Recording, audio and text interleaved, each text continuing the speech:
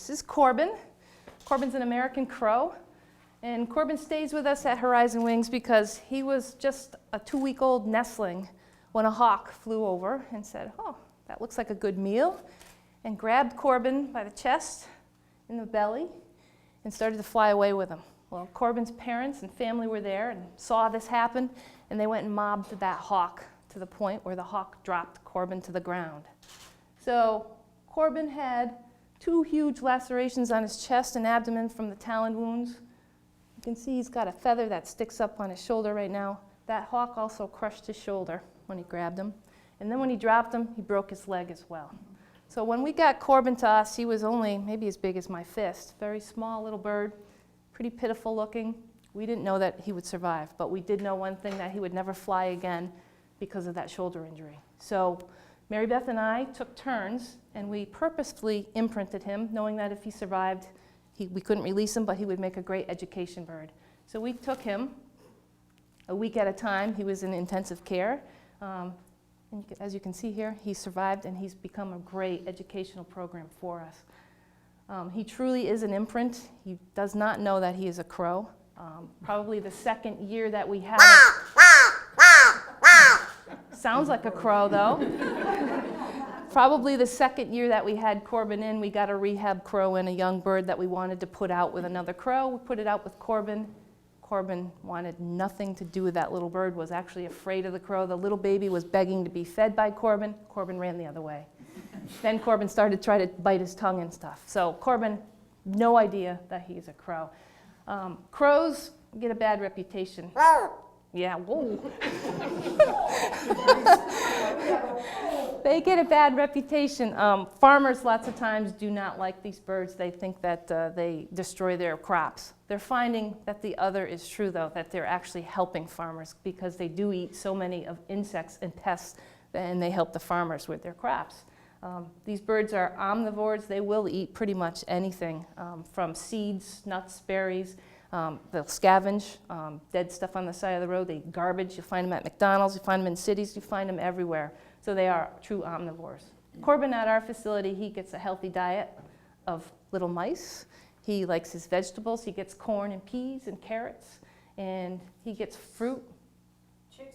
Chicks and fruit, yep. So he gets a bit of everything. He has a very varied diet to keep him healthy.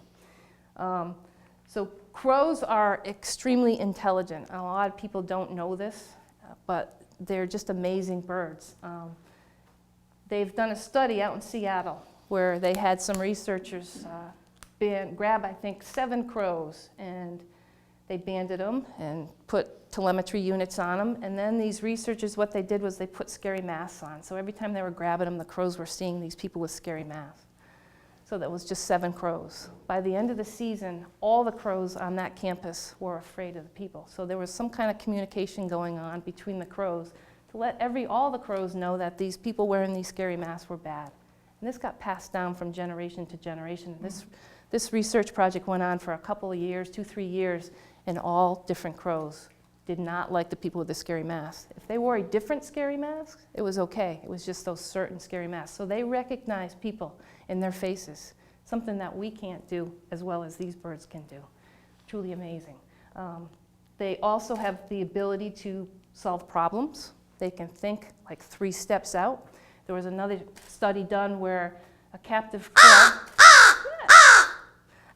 crow was given a tunnel, a little tube with some meat at the bottom. And there was no way he could reach that meat. They had put a thin piece of wire in there. The crow had never seen a thin piece of wire before in its life. The crow was able to bend that piece of wire down and pick up the meat out of there so he could solve that problem. We have a raven at our facility, which is in the same family as the crow. He's a talker. He can say many different phrases. Who's a good bird, he can say. If you go out to YouTube and look up Julian the Talking Raven, you could see our raven out there. These birds, Corbin in particular, he's social, but crows in general are very social birds. You hardly ever will see a crow by itself. Most of the time it's the family unit, being the mated pair, and then some of their offsprings will stick around to help raise the young. And you'll always see a sentry posted somewhere. So lots of times you got the crows on the ground, and you got one up in the tree that'll give the alarm call if anything's coming. So very, very smart animals. It's been said that they have the largest size brain in proportion to their body out of any animal out there. And they rank right up there with humans with that. So extremely intelligent bird that you're looking at here. They like to have fun and play. There's videos out there of crows sliding down tin roofs, having fun. Our raven will roll over.